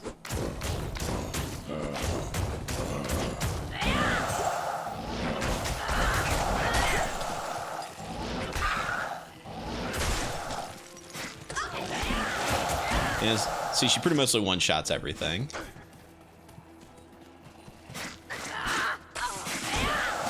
Of course, she is not immune to poison. She's definitely getting her ass fucking rocked. There we go. She just regained it all back. So yeah, that's her. This is the character that most people consider the most bullshit character that you can play in Diablo right now. And I have her. I built her. She was cheap to build. She didn't take that long to level, so I made one, and I don't play her very often, but that's what she looks like.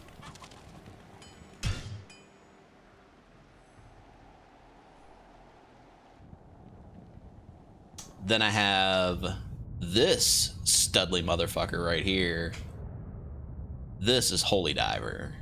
And Holy Diver is my my boss killer. So there's an end game in Diablo called Uber Tristram. If you know about it, you know that it's probably the hardest thing to do in the game. And this guy is purpose built to kick its ass, and he's very good at it. He's got a Grief, which is the best sword in the game. He's got a Geem's Face, which gives him Crushing Blow. He's got Goblin Toes, which give him Crushing Blow. He's got Drax Grasp to give him Life Tap, so he just never dies. He's got the Paladin Shield of Doom. And then his job is to hit things with his shield forever. Outside of that, he also is a Fist of the Heavens Paladin. So he's really good at clearing demon mobs and stuff like that. This guy just shreds through hell. Like, if we just wanted to, like, go through and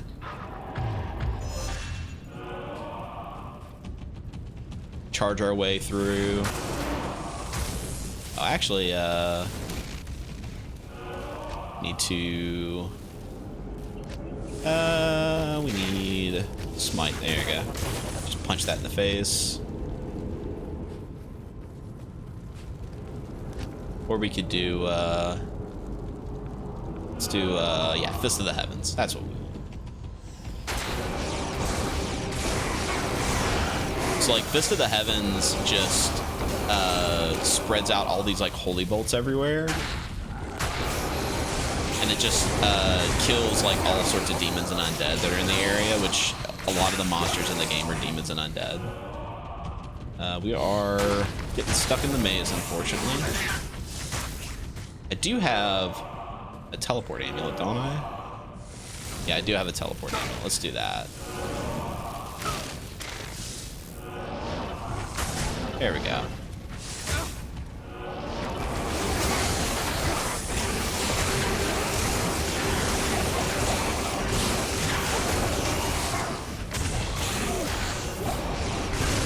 There's a whole bunch of dudes just hanging out here. They're all turbo dead now.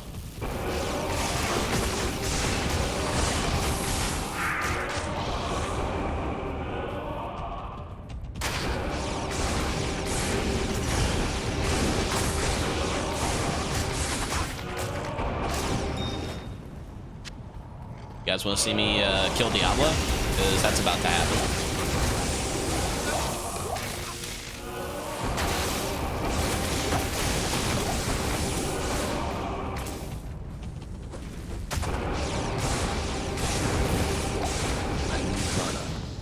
Apparently I've run out of mana. Got it back.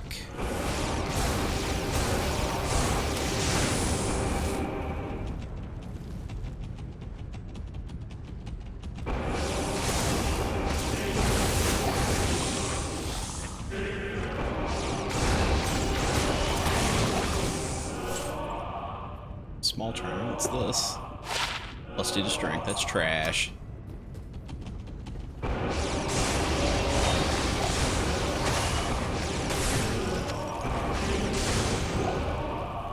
So yeah, Fist of the Heavens does this thing where it shoots a lightning bolt down from the sky, and then it spits out a holy bolt for every bad guy that's in the area immediately in the vicinity. And the more enemies that there are, the more bolts they are. And they do a lot of damage, and they pierce bad guys.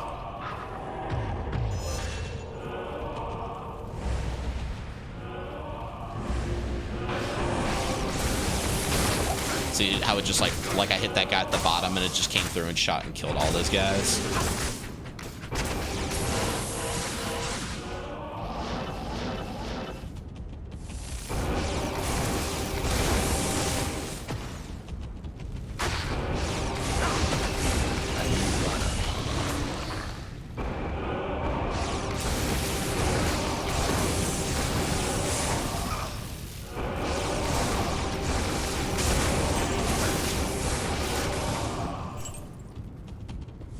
Kill sword in his face. Superior Cornet. Like Jim Cornet. It's enhanced defense, enhanced durability. Not bad. Don't need it though.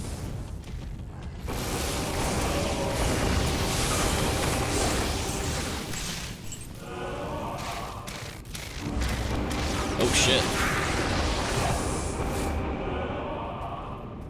Kind of decided he wanted to be right there in my face, didn't he?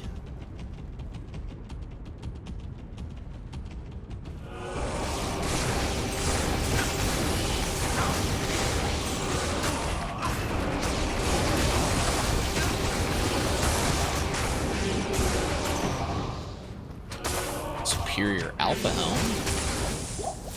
One socket.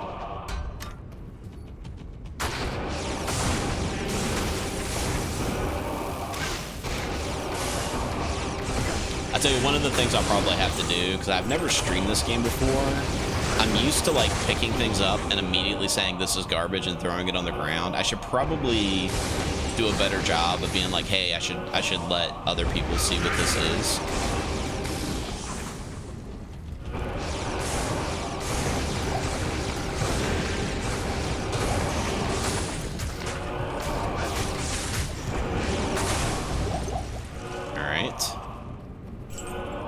Then let's go kill Diablo. Not even death can save you from See how fast this goes. Put on shield bash. There we go.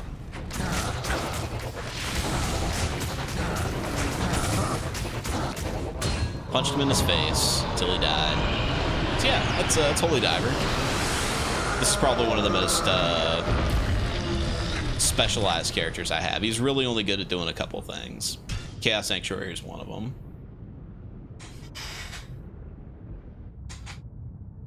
Then I have Baby Cakes. Baby Cakes is a special little boy. Baby Cakes only does one thing, and that is find magic items. That is the only thing that he does. So let's talk about Baby Cakes.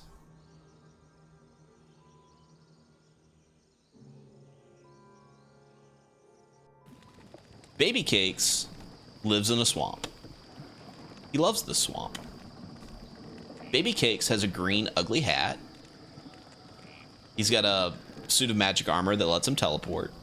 He also has a grief blade that does shitloads of damage. He's got a fancy shield with a bird on it. He's got some blue gloves. He's missing a ring. I should probably find his other ring. He does love the swamp. The big thing that he does is he berserks. Berserk is a really cool skill that does all of your normal damage, converts it into magic damage. The big reason why that's cool is in hell mode, most monsters have at least 50% damage reduction to physical damage, all the way up to 100%. Converting things to magic damage just means that you're always doing full damage to everything that you're hitting, because very few things in this game actually have magic damage resistance. And you can see there that it is giving him plus 910% extra damage, and it converts it to magic. It's got a couple of synergies, which I have synergized out, Howl and Battle Orders. Battle Orders and Battle Command are both some of the best buffs in the game. It just increases your skills and then increases all of your life and mana. And then he has a bunch of ranks into the skill Find Item, which lets him scream at corpses until they give him the goods. And the reason why he is very good at that is because on his swap hands, he has a couple of very fun swords, both of which have 6 Ist runes in them. And Ist is a rune that gives you an extra 30% magic find if put in a weapon. So he's got about 360% extra magic find with these swords. And when you scream at a body, you just switch off to these fancy swords. And then suddenly, he has 692% better chance of finding magic items, which is a lot. He definitely screams at corpses until they give him what he wants. He's also very fast. Look how fast he is. And his favorite place to go is the Travancore. And he is going to shout, give himself a bunch of extra life. He is going to teleport over to these assholes. He's going to punch him.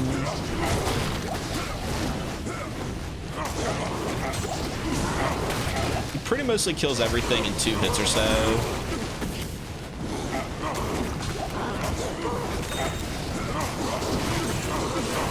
I'd have to drink a potion.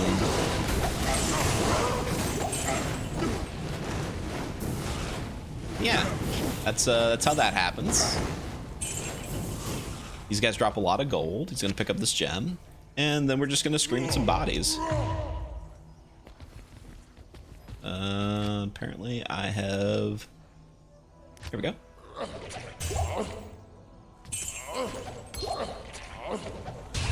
On a rune that we don't need.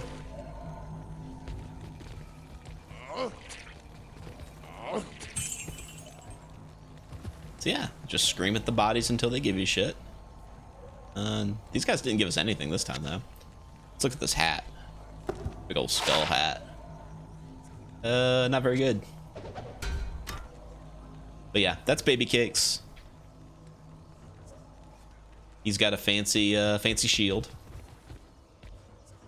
He's a special boy. Squick just subscribed. You know what? Actually, we're getting very close to the end of the stream here, and Squick and company are going to be wanting to stream here pretty soon. We have one other character. We'll talk about him maybe next time. I'll give you a little preview. Her name is Jeff Bezos. So we'll talk about her next time. But anyway, this has been Cooking on the Rim. My name is Quish. I stream Rimworld normally every Monday at 8 p.m. Eastern Standard Time, and I'm going to be back again next Monday with some more Rimworld. Today we did a little bit of a preview of Diablo 2 that I might be playing here in the near future. So if you're interested in Diablo 2, just let me know. I'll probably be playing that. I'm going to leave you with another word from our sponsor, and hopefully we'll see you next week.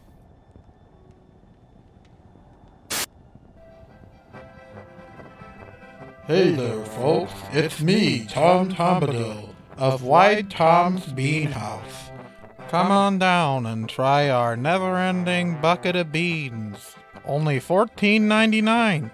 I've got beans coming out the wazoo. We got bean salad, pork and beans, 3-bean casserole, jelly beans. But if beans aren't your fancy, we've got a full burger bar. Help yourself. Just $14.95 plus tax. Wide Tom's Bean House has a big old burger bar just for you. In addition to the burger bar, we also have a full liquor bar, as well as sports playing on every TV. Call toll-free at 888-WIDE-TOM to book your reservation at a restaurant near you today.